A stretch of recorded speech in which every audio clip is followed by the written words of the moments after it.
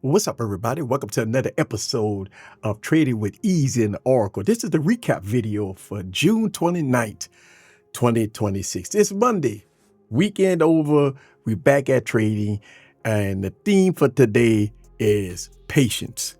Okay, listen, man, I know when you had a good weekend off, the first thing you do, you're excited, you're ready to get back on the charts, you're ready to make some money and stuff like that. But one thing you got to understand is patience, because if you kind of let patience go out of your mind, you can't keep your emotions in bay, you let your psychology go out the window, what's going to happen? You're going to lose, right? And I'm gonna tell you, it's Monday, so it doesn't matter.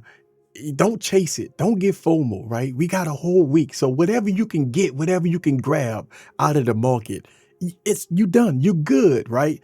And that's the theme. And this is something that me and the Oracle, we thought about, we talked about, we discussed right before the market started, because we looked at, you want to go into the market relax. You want to go into the market saying to yourself, listen, we're going to take what we see and we're going to play the play.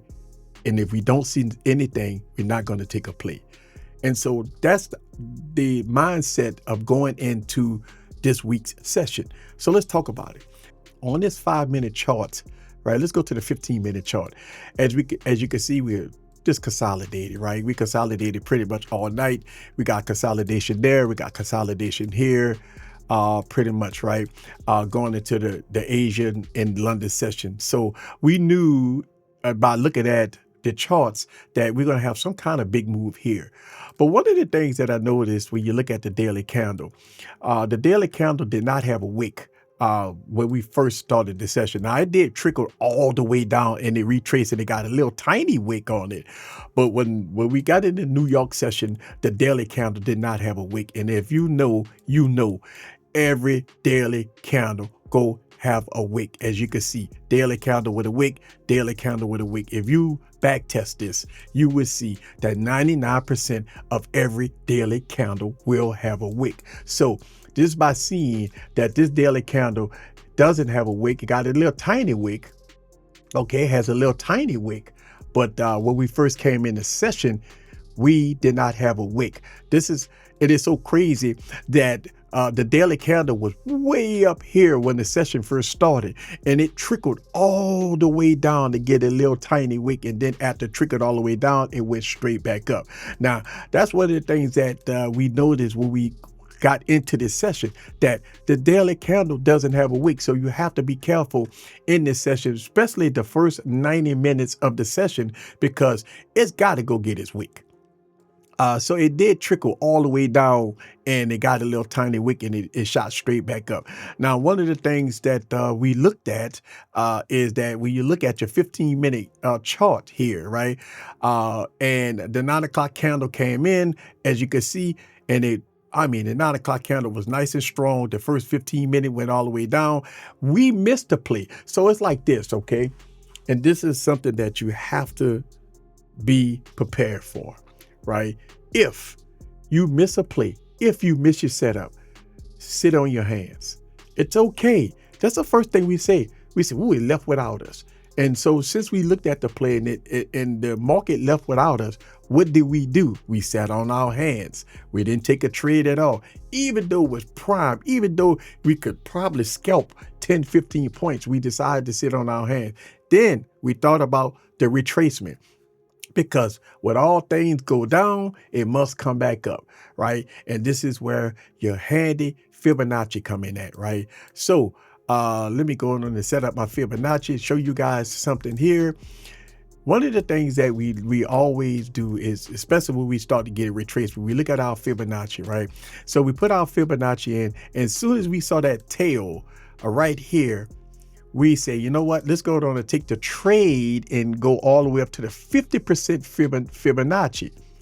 And so we took the trade, right, going long right after we had the downward trend. I think we got in around the 23.6, and then we rolled it all the way up to the 50% Fibonacci. And when we got up to the 50% Fibonacci, yes, as you can see, as of me recording this video, we right at the 78.6. But I thought about it like this, and we think about it like this. If we go between the 50% Fibonacci, right, between the 50% Fibonacci and the 61.8 Fibonacci, it's a possibility that the market will come back down. And it did show sign that it was going to come down, because when we was looking at the chart in real time, we noticed that the Fibonacci, it went up to close to the 61.8, then it started trickling down. Now, we was already out to trade at the 51%, 50% Fibonacci. And oh, by the way, that is the orb. All right, so that is the orb. So right now we inside the orb, but yeah, we took our profits right here at the orb at the 50% Fibonacci. Now, yes, as you can see, it's going straight up and going from there. But another thing I want to show you guys is that, you know, you have to be also careful of the orb fakeouts.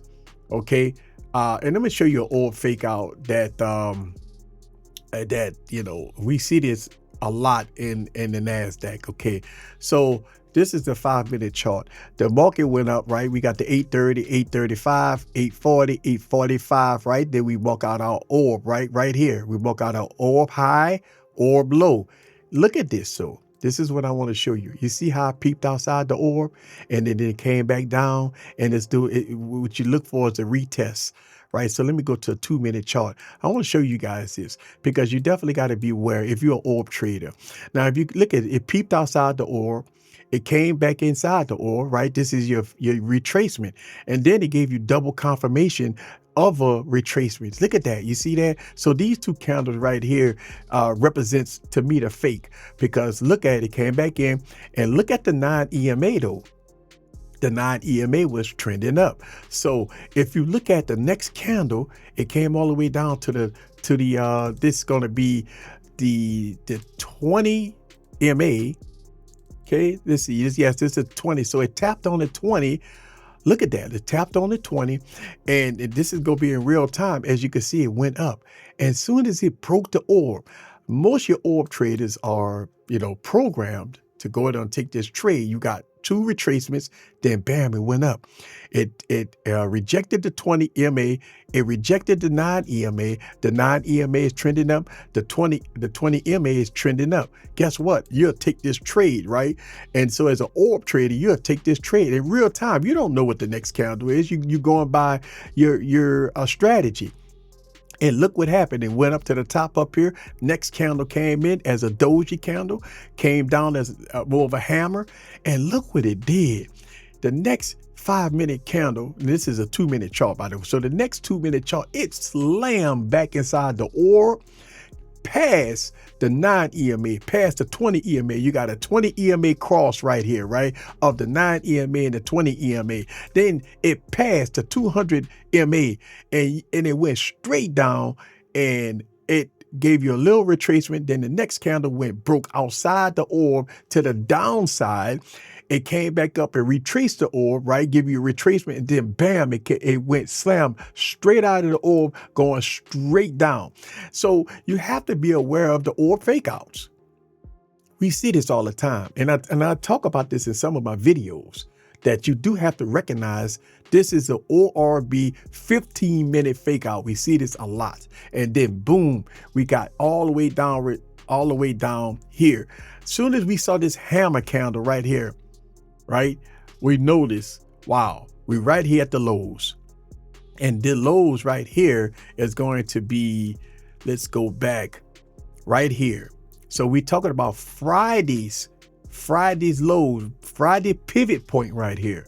So we got Friday pivot point right there, and look what it did. It went right there, go back here, and it went straight up. Now, here is where we use our Fibonacci for our play, because we saw it. So we say we was going to get in the trade right at about 23.6, which we did. Between the 23.6 and the 38, we got in the trade, because we looked at it.